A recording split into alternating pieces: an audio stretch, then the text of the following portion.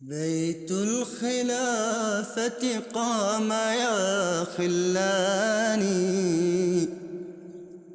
صرح مهيب ثابت الأركان، حصن حصين لا يضام نزيله،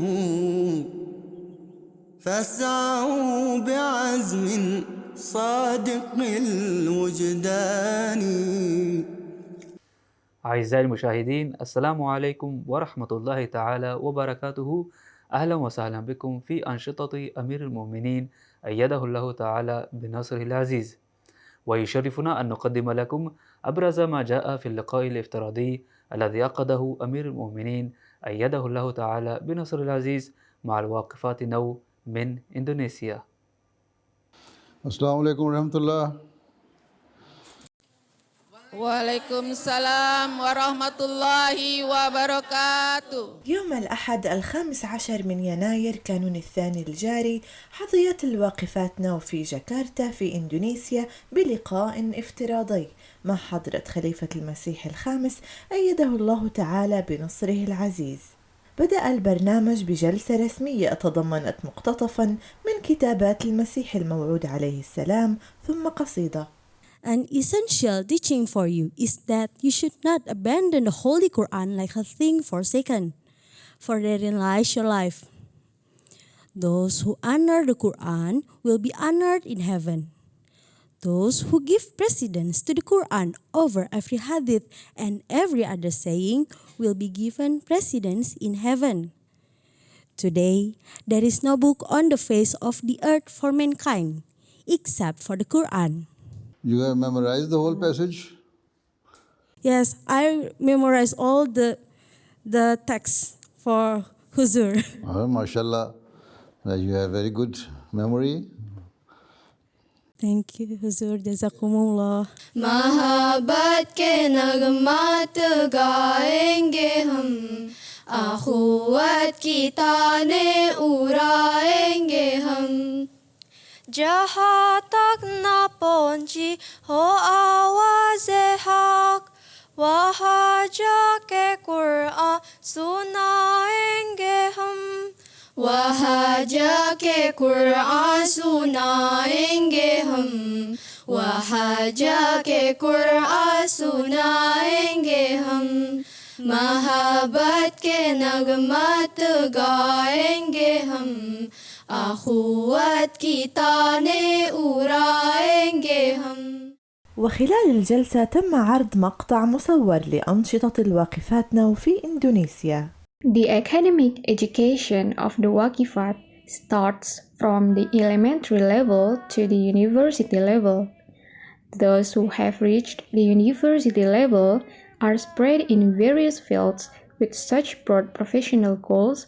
Of course, it will be useful for the interests of the Jamaat in the future. وبعد هذا العرض التقديمي أتيحت الفرصة للواقفات لطرح أسئلة على حضرة الخليفة حول مجموعة من القضايا. As Waqfi now, how do we convey the message of Islam and Ahmadiyya if we are serving in medical field? Jazakallah Hazur. You see, I have been telling it on so many occasions. I've explained that being an Ahmadi, we should convey the message of Ahmadiyyat and true Islam. But Waqfat are more responsible for this purpose. They should convey the message of true Islam and Ahmadiyyat when you are in medical field.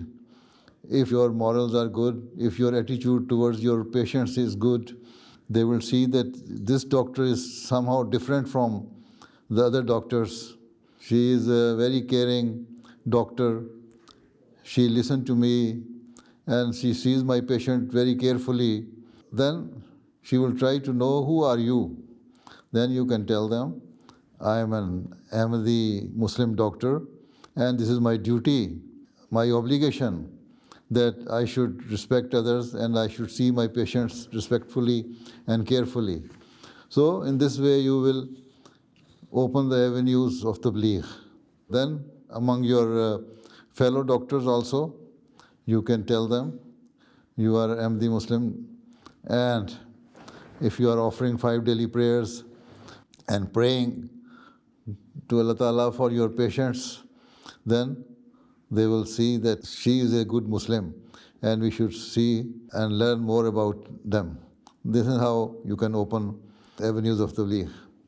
If a Waqifat get an educational loan from Jamaat, and after graduating from college, she immediately served the Jamaat, how should she repay the loan? Jazakallah. You see, you can tell the Jamaat that although you took loan from the Jamaat with the intentions to repay it back to the Jamaat, but with this nominal stipend and the allowance which is given to you by the Jamaat, you are unable to pay the amount within a short period of time, because the amount is quite substantial. So Jamaat can fix some small amount to repay back your loan, and then they will deduct it from your income source or your allowance. And sometime it so happens, if Jamaat wishes, they can write off the loan, but it all depends on the financial position of the Jamaat, right? Otherwise, you can just pay back a small amount every month, and it will not burden you too much. How to overcome worries regarding our future and life choices? I'm afraid that my decision will end up badly. Jazakallah. This is why Allah Ta'ala says that whenever we are going to start anything, we should seek Allah's help. Pray to Allah Ta'ala that Allah Ta'ala makes it easy for us, and seek Allah Ta'ala's help and His guidance. If it is good for you, then Allah Ta'ala make it easy for you and make it comfortable for you and satisfy your heart in this regard. So if you feel satisfaction in your heart and you are praying to Allah Ta'ala, then Allah Ta'ala will help you, and it will not end up as a bad result. But also must remember that we should always pray to Allah Ta'ala in every respect, that whatever we are doing, Allah Ta'ala always help us. We sought Allah Ta'ala's help when we started it, and we should seek Allah Ta'ala's help even while we are doing it, and till the end of our life we should seek Allah's help and guidance. So then Allah Ta'ala will help us, and when Allah Ta'ala helps us, then the end of that thing is never bad. Right? Thank you for your advice, Huzur. Jazakallah. Huzur, is it possible for a Waqifat to have an occupation after her marriage? You see, if you are a doctor or a teacher, these are good professions. You are a student or you are a professional? I'm just graduated from nutritionist. This is a good profession. It helps humanity. And after the marriage, you can ask your husband. If he is happy that you continue with your work, you should continue. If he says no, you should not, then you should not do it, but voluntarily you can do it with Lajna and other Jamaati organizations or any charity organization. But there is no harm in continuing your profession even after marriage, but at least you must seek the consent of your husband. And also remember that when you start family life, when your children are born, this is the duty of the mother to look after the children, to bring them up in a good atmosphere and with all the good conditions. So your first responsibility is to take care of your household, your children, your husband. And after that, if you find some time, then you can do the job as well. And if you think that you can do justice with your profession, and at the same time you can also do justice with your children and your household affairs, then you can do both things together. What if the parents of Waqifah asking her to withdraw from the Waqifah Now scheme, while she insists to be a Waqifah? Jazakumullah. You see, your parents offered your life for the cause of the Jamaat before your birth. Yes. And when you were born, then they told the Jamaat that now we had a girl or boy, whatever it is, and we want to offer her or him for the Jamaat as a Waqf. And at the age of 15, you renew your bond when you are quite mature and sensible that you want to continue your Waqf. When you finish your education, you say that you will continue your Waqf. So, when you are mature and you have entered the age of maturity and you have entered in Lajna-e-Maila at the age of 15, then you can take your own decision. Whether your parents like it or not, now it is up to you that you want to continue your Waqf or not. They have done their duty when you were young, but now when you are matured, you have to take your own decision. This is why we say that Waqf-e-Nau or Waqf-e-Nau should renew their bond of Waqf-e-Nau at the age of 15, then renew it further at the age of 21 or after completing your education. So if you want to continue, then it is up to you. If you want to break this bond, it is also up to you. Your parents cannot say that you break it. Waqf-e-Nau or Waqf-e-Nau themselves have to decide whether they want to continue their Waqf or want to break this bond. What do you do? I'm on freelancing at Ismail magazine. Now, Ismail magazine is Jamaat's magazine or? Yes. A Waqf-e-Nau magazine. Waqf-e-Nau magazine. Acha. Ismail is for boys and you are girl. You should work for Maryam magazine, not Ismail. Ismail is for boys. Let the boys do it. And you should start your own magazine with the name Maryam. Ask the men that they should continue with their magazine Ismail. And we are not going to help men. We shall start our own magazine with the name Maryam for Waqf-e-Nau girls. Inshallah. Right? Inshallah, Huzur. Your men are lazy, they want to put their burden on your shoulder. Right? Ask your men that do your own work and we are going to do our own work. Yeah, inshallah. Okay? What is Huzur's guidance of a Waqifat who prioritizes her services in Jamaat than her duties as a student? Jazakallah. You see, whether you are a Waqf-e-Nau or not in the scheme of Waqf-e-Nau, being a student, you should give preference to your studies first. Complete your studies, get a better education, and then come forward for the help of the Jamaat and work for the Jamaat. But during the weekends, you should attend Waqf-e-Nau classes or Waqf-e-Nau ijtimas, and whenever you are on holidays, give some spare time to your Jamaat work and Waqf-e-Nau work, whatever it is given to you by your Sadr or in charge Waqf-e-Nau. But never ever at the cost of your studies. You first emphasize on your studies, complete your studies, get better education, and then you will be more beneficial and useful asset for the Jamaat, and then help the Jamaat as a Waqf-e-Nau. मेरा सवाल ये है कि मेरे school में अहमदी और गैरअहमदी बच्चे पढ़ते हैं। कभी कभी अहमदियत पर बात होती है। मैं अपने इल्म के मुताबिक उनको जवाब देती हूँ और उनके साथ अच्छा सलूक भी रखती हूँ। इसके बारे में आपकी क्या हिदायत है कि वो अहमदियत के बारे में ज़्यादा दिलचस्पी लें?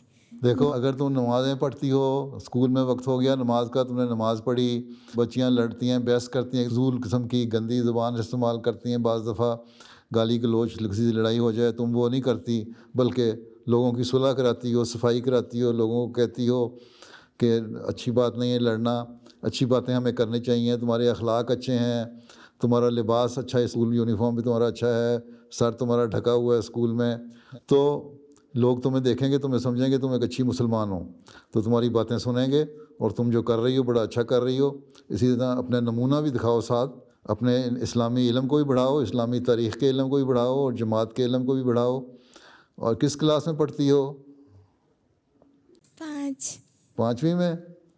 अच्छा, अभी तुम 11-12 साल की हो? जी हुजूर।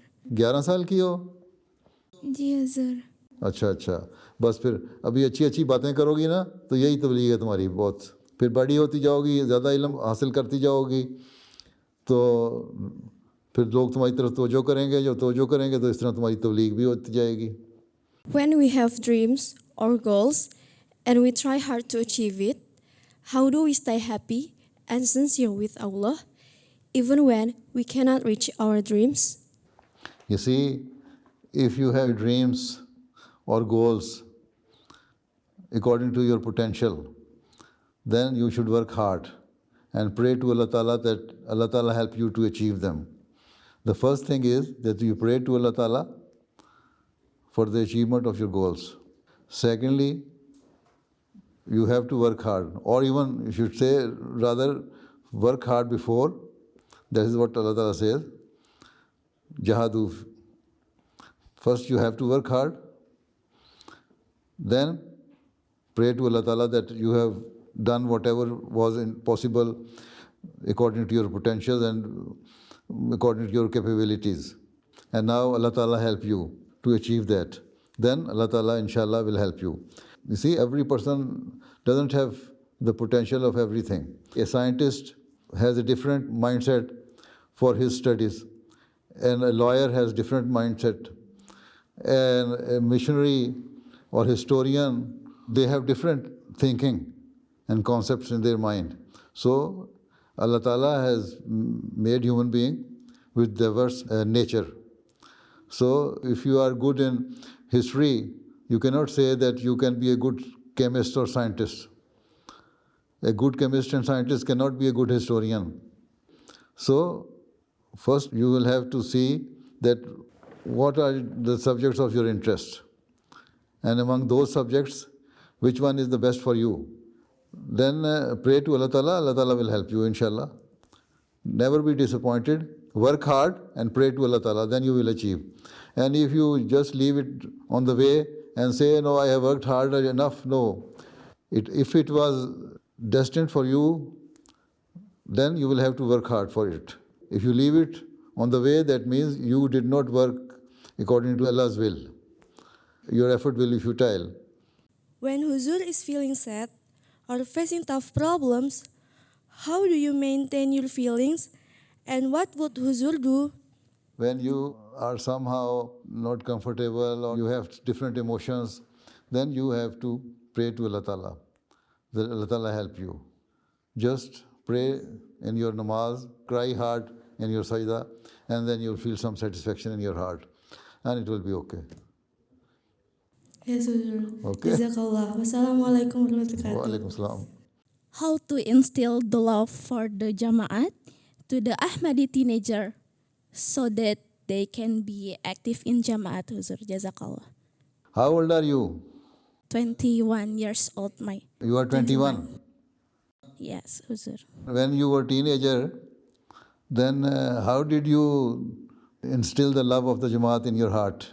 Your parents inspired you to work for the Jamaat, or your friends inspired you to work for the Jamaat or your Lajna organization, or you yourself, it was your inborn desire to work for the Jamaat and create the love for the Jamaat? Actually, at first, my parents is instill the love for the Jamaat in home. Yeah. The answer is the same. So as you had this love for the Jamaat, the same thing you should try to develop among the teenagers of the Jamaat. So first thing is that they should know why they are Ahmadis. Who is Hazrat Masih Maud al-Islam? Why did they do Bayat of Khilafat? Why did their parents offer them as a Waqf-e-Nau? And being a Waqf-e-Nau or being an Ahmadi Muslim, what are their duties? So if they realize their duties, then they will understand their responsibility. When they understand their responsibility, then there will be some purpose before them, which they have to achieve. And for that, when they work hard and pray to Allah Ta'ala for it, then the love of the Jamaat and their work and the status of being Waqf-e-Nau will itself develop in their hearts. Okay? Okay. Jazakallah Huzur. As a Waqifat, when we are serving as a full-time employee of Jamaat, then we get married, should we quit our service in Jamaat and be focused as a wife, or should we keep our service in Jamaat with a permission from husband? Whatever you are doing, whether in the Jamaat or outside, after marriage, you should work with the permission and consent of your husband. Okay? Yes. But first thing is that you make your husband realize that if you are working for the Jamaat, it will help to increase your spiritual level as well. And the blessing of Allah Ta'ala. If you are working for the Jamaat, you are getting the blessing of Allah Ta'ala. So make your husband realize that let you work for the Jamaat. And in this way, you will be having more blessings, your family will be having more blessing of Allah Ta'ala. But if even despite that, your husband insists that no, you have to leave the work for the Jamaat, then for the time being you can leave it and keep on telling your husband and be persuasive. Tell him all the time that no, we should give some time to the Jamaat, then we can have more blessings of Allah Ta'ala. And also, a Waqf-e-Nau girl should tell the person whom they are going to get married and the family that being a Waqf-e-Nau, this is our obligation to serve for the Jamaat whenever we are asked by the Jamaat to come forward. So, I am a Waqf-e-Nau. Being a Waqf-e-Nau, it is my duty. So, you will have to understand this thing that after marriage even, I will work for the Jamaat whenever I am asked to do it.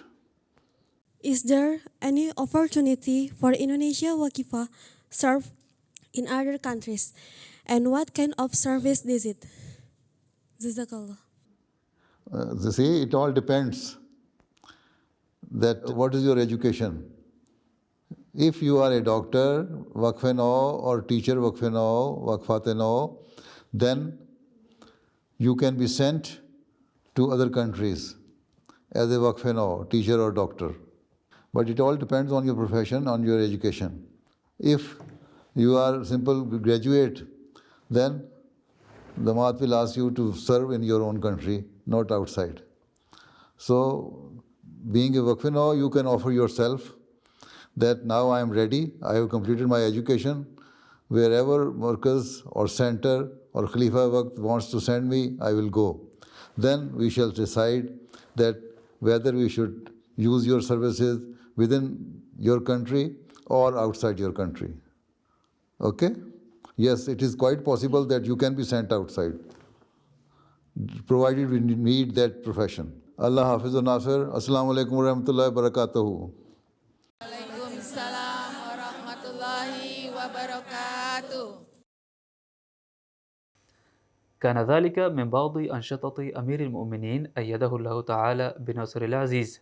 ونختتم نشراتنا بملخص لخطبة الجمعة الماضية التي ألقاها سيدنا أمير المؤمنين أيده الله تعالى بنصره العزيز.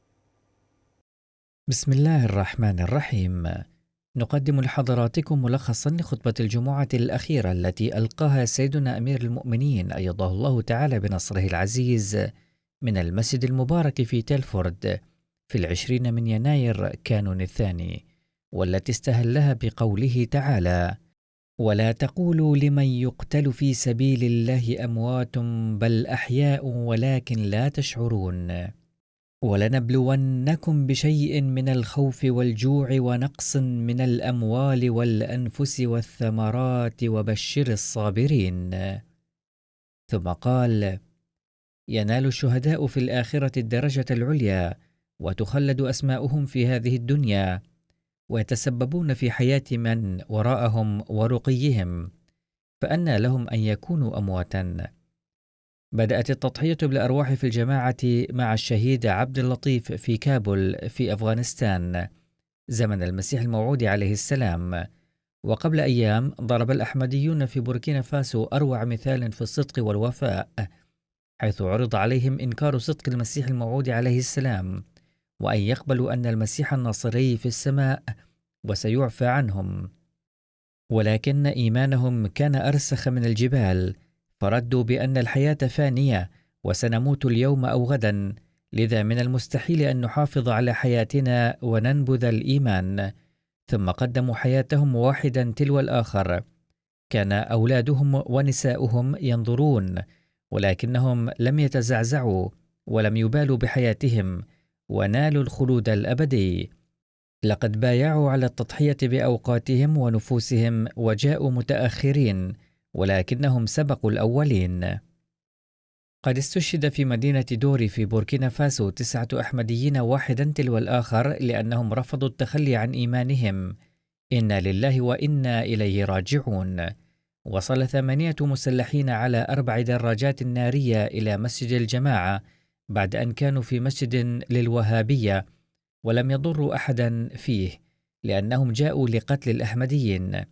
وصلوا مسجدنا والأذان يرفع لصلاة العشاء، فأمروا المؤذن أن يطلب من الأحمديين أن يأتوا سريعا، وسألوا من هو إمام المسجد ومن هو نائبه، فعرفا بنفسيهما. وعندما حانت الصلاة قال لهم الإمام: اتركونا نصلي، ولكنهم لم يسمحوا لهم بالصلاة، وسألوه عن عقائد الجماعة فرد بشجاعة وهدوء وقال: نحن مسلمون ونؤمن بالنبي صلى الله عليه وسلم. فقالوا: من أي فرقة أنتم؟ فقال: من الجماعة الإسلامية الأحمدية. فسألوه: هل عيسى حي أم ميت؟ فقال الإمام: إنه ميت. فقال الإرهابيون: بل هو في السماء وسينزل ليقتل الدجال ويحل مشاكل المسلمين. وسألوه: من هو الإمام المهدي؟ فقال: حضرة ميرزا غلام أحمد عليه السلام. فقالوا: إنكم كفار. ثم خرجوا خارج المسجد وأتوا بصور الإمام المهدي والخلفاء، وطلبوا منه أن يذكر من هم، فعرفهم بهم. ثم فصلوا النساء والأطفال، وطلبوا من كبار السن أن يخرجوا لفناء المسجد، وكان أحدهم معاقا، فقالوا له: أنت لا تصلح لشيء فاجلس. ثم قالوا لمن أخرجوهم للفناء: إذا كفرتم بالأحمدية فسنترككم. فرفضوا، ووضعوا السكين على رقبة الإمام ليذبحوه جاثيا، فقال: أريد أن أموت واقفا. فأطلقوا النار عليه، فكان أول شهيد. وظنوا أن الآخرين قد خافوا وسيتركون الأحمدية، فقالوا لهم: اكفروا بميرزا غلام أحمد أو تقتلون. فقالوا واحدا تلو الآخر: سنسلك طريق إمامنا. فأطلقوا عليهم النار واحدا بعد الآخر. لقد أطلقت 3 رصاصات على كل شهيد، وكان آخرهم هو الأصغر منهم سنا ويبلغ من العمر 44 عاما. فقالوا له: أنت شاب فانج بنفسك. فقال: سأسلك الطريق الذي سلكوه، فهو طريق الحق. فأردوه قتيلا. لقد تمت هذه العملية خلال 1.5 ساعة، ولم تهرب النساء والأطفال، وقد هددهم الإرهابيون بأنهم سيرجعون إليهم إن لم يتركوا الأحمدية. بقيت جثامين الشهداء في المسجد في الليل مخافة أن يقتل أحد آخر، وأخبرت الشرطة والمخابرات، ولكن لم يأتي أحد حتى الصباح، ودفنوا في 12 من يناير. الشهيد الأول هو الحاج إبراهيم بيدجيه، 68 عاما، درس في السعودية وبايع عام 1999، وكان مفسرا للقرآن وإماما كبيرا يأتيه الآئمة ليتعلموا منه. وذات مرة وصل عددهم 500، وكانوا يقيمون عنده لأسبوع، وكان يقول لهم: إن الحق لم يظهر بعد، وعندما سيظهر لن يؤمن إلا قليل، وسيتركونني أيضا. كان عنده التقوى والعلم، ما جعله يقدر أن الحق لم يظهر بعد، وأنه عندما سيعرف الحق سيتعرض للمعارضة. في 1998 أقيم مركز الجماعة وسمع الإمام عن الأحمدية، وعلم أن الأحمديين يؤمنون بوفاة المسيح وظهور المهدي، فأخذ وفدا من 7 أشخاص إلى مدينة دوري، وبعد البحث انضم للأحمدية، وكان داعية كبيرا، وبسبب جهوده التبليغية انتشرت الجماعة. لقد حج وتعلم العربية، وبايع على يده كثير من العلماء، وكان يحب الخلافة كثيرا، وكان مضيافا وقليل الكلام، ولكن عندما يتعلق الأمر بالجماعة كان يتكلم بحماس ويناظر المعارضين ويجيب على أسئلتهم. الشهيد الثاني منيل الحسين، 71 عاما، قبل الأحمدية عام 1999، وكان من الأحمديين الأوائل ومن المضحين، وكان يرتبط بالخلافة بأوصار الإخلاص، وكان سباقا في التبرعات، وقد ضحى بالنفس والمال. والشهيد الثالث هو أخوه التوأم مليل الحسيني، بايع عام 1999، وقد رافق الحاج إبراهيم عندما ذهب للتحقق من صدق الأحمدية. كان مواظبا على التبرعات وعلى أداء الصلوات والتهجد، فقد جاءا إلى هذا العالم في يوم واحد ورحلا في يوم واحد. الشهيد الرابع حميد عبد الرحمن، بايع عام 1999، كان مواظبا على الصلاة والتبرعات ومخلصا جدا، وقد علم أولاده أن يظلوا مرتبطين بالجماعة. التالي الشهيد إبراهيم سولي، كان مواظبا على الصلوات والتبرعات، وكلما كان يكسبه يدفعه في التبرعات. ثم الشهيد سودي عثمان، كان مضحيا بالمال والوقت، وقد ساهم في بناء المسجد في مهد أباد، وكان يساعد الآخرين قدر استطاعته. ثم الشهيد مغويل أغالي، وقد بايع مع والده في 1999، كان مخلصا جدا ومواظبا على التبرعات والصلوات. ثم الشهيد إدراحي موسى، كان سباقا في حضور اجتماعات الجماعة ومواظبا على الصلوات وصلاة التهجد، كان مؤمنا حقيقيا، وكان يكتب إلي الرسائل بكثرة طالبا الدعاء، وكان يقول إنه يدعو لخليفة الوقت دائما. ثم الشهيد عبد الرحمن أغوما، وهو أصغر الشهداء، وقد بايع في 1999، وكان مخلصا ووافيا. ولما سأل الإرهابيون من نائب الإمام قال أنا، كان أول الواصلين للمسجد دائما، وكان يأتي بأولاده معه ويهتم بتربيتهم. في نهاية الخطبة قال أمير المؤمنين نصره الله إن العدو يظن أنه سيقضي على الأحمدية في هذه المنطقة بقتل هؤلاء الشهداء، ولكنها ستنتشر أكثر هناك بمشيئة الله، وسوف أصلي صلاة الغائب على الشهداء ومرحومين آخرين، وإنه يمكن لمن يرغب بمساعدة ذوي الشهداء أن يقوم بالتبرع في صندوق سيدنا بلال، وقال إن هذه ليست منة عليهم، بل هو واجبنا. أعزائي المشاهدين، بهذا وصلنا إلى ختام نشرتنا، وللمزيد من المعلومات يرجى متابعتنا على العناوين الظاهرة أسفل الشاشة. نترككم في رعاية الله وأمنه، والسلام عليكم ورحمة الله تعالى وبركاته. بيت الخلافة قام يا خلاني